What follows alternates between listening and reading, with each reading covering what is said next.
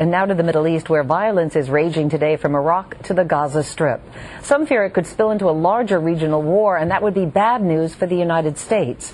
NBC's chief foreign affairs correspondent Andrea Mitchell has more. Andrea, good morning to you. Good morning, Meredith. The Middle East does seem to be teetering out of control, with the U.S. unable to prevent the violence or come up with diplomatic alternatives. In Gaza, fierce battles between dueling factions, with children caught in the crossfire. Despite repeated attempts at a truce, Arabs and Israelis both fear it is becoming an all-out civil war. And in Lebanon, a car bomb killed a prominent lawmaker and his family, the seventh opponent of Syria assassinated in just the past 2 years.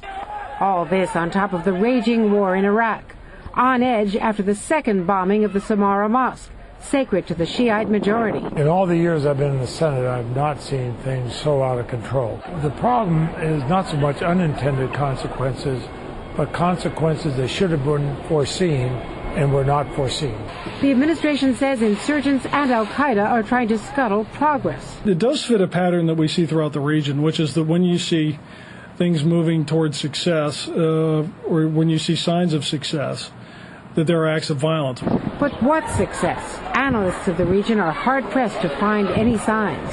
Half of the energy that fuels this conflict comes from the sense that the United States and its allies are on the defensive or even on the run in Iraq.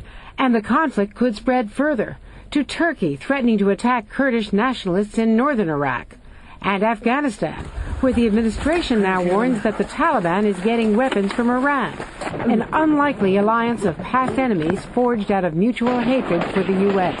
The Iranians see the United States as hostile to their interests, and they are going to act in whatever way they can to take us down.